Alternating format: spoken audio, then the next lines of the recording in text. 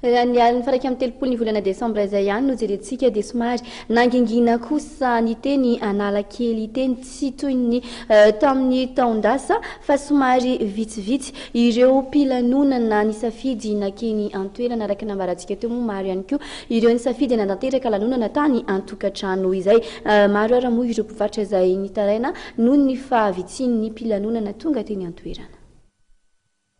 Tsy sahalany tamin'ny taondasa fa somary nangatsitsika ny lanonana tamin'ny faran'ny taona 13 raha teny Analakely manokana no resahana. Analakely tokoa no ambom-pionana Antananarivo sy ny manodidina rehefa lanonan'ny faran'ny taona kanefa tsy dia nisongadina izany omaly alina.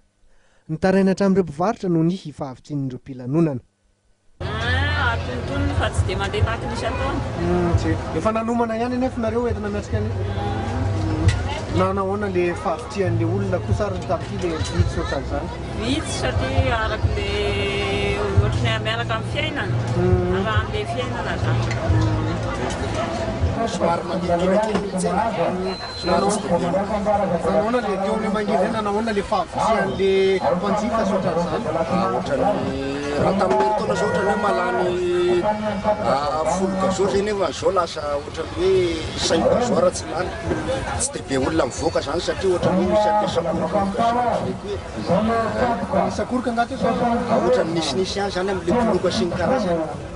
Nahoana ny resaka ataontsika hoe organisation le mpivarotra amin'izay hoe tsy fahatony hoe tsy tia vavitsika ny client ohatrany amin'le matahotra koa ngamba le client ngambany mety matahotahotra koa le client. nahoana fiantraikany amin'ny tsena fiantraika amin'ny tsena ohatrany hoe zao ohatrany zao hitanao foa tsisy client ty an-tsena tsy dia misy client. nefanareo efa niomana efa zay efa niomana ohatra hoe manao masikita so zao ohatra hoe fikenao folokilona folokilody tsy dia maro tamin'ny taona netimety.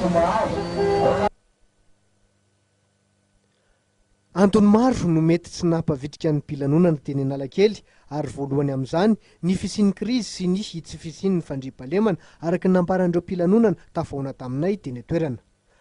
Tsy nanakana ny olona sasany hilanonana sy faly anefa izany rehetra izany.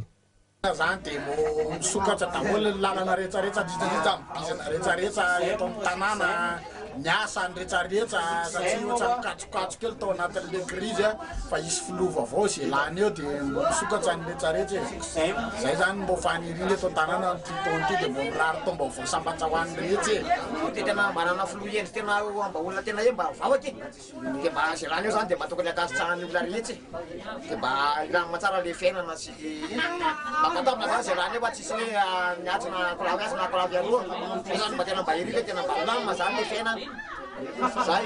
Eny amin'izao fotoana zao moa fotoana Saramanto zao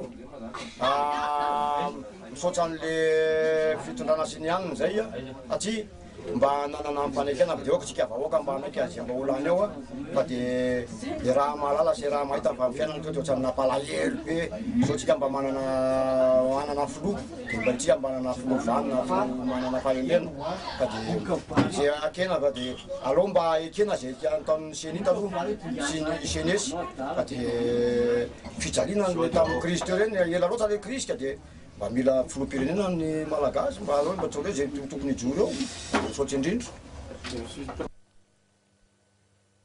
Nitrangana korotana madinika ihany koa teny Analakely noho ny fisian'ireo trano eva filokana araka ny nambaran'ireo mpivarotra kanefa noho ny fisian'ny mpitandro ny filaminana dia nilamina izany tamin'ny ankapobeny.